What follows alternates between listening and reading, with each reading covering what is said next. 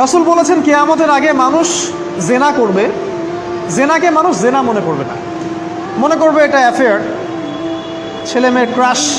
এখন নতুন শব্দ আসছে কি, ক্রাশ।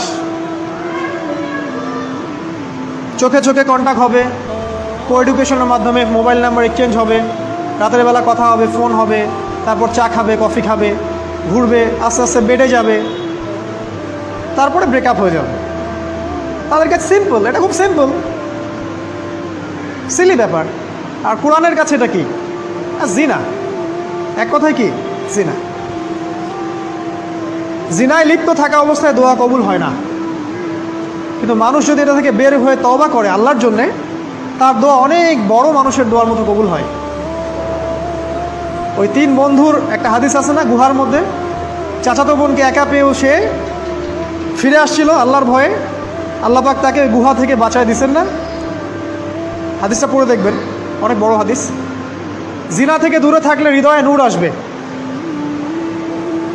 আপনি আমি যদি আমাদের চোখকে এই পর্যায়ে নিয়ে যেতে পারি যে কোনো গায়রে মাহরামের দিকে চোখ পড়লে আমরা নামিয়ে নিচ্ছি, তখন আপনি ফিল করবেন আপনার মনের মধ্যে নূর আসছে।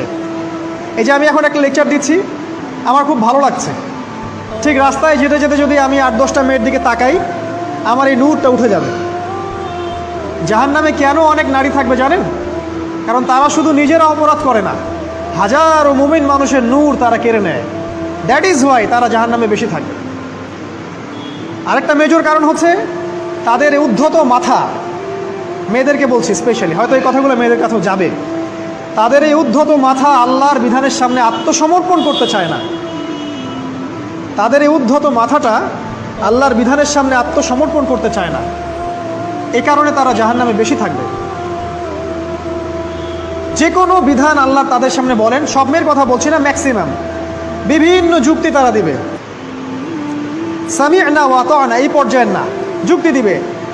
পর্দা করলে কি এখন কেমন করে চাকরি করব, পর্দা করলে কেমন করে পড়াশোনা করা যায়, এখন তো যাইতেই হচ্ছে, কিছু তো করার নাই, বিভিন্ন যুক্তি, হাজারটা যুক্তি তারা দিবে।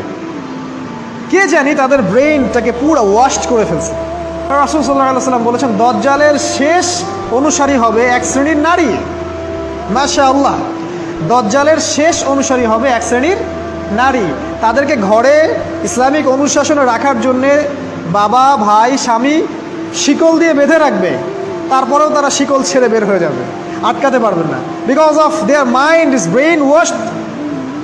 এ কারণে দেখা যায় তাদেরকে যখন কোনো বিধানের কথা আপনি বলবেন, তাদের এই উদ্ধত মাথাটা আল্লাহর বিধানের সামনে অবনত হতে চায় না, বিভিন্ন যুক্তিতর্ক তারা দেয়। এ কারণেই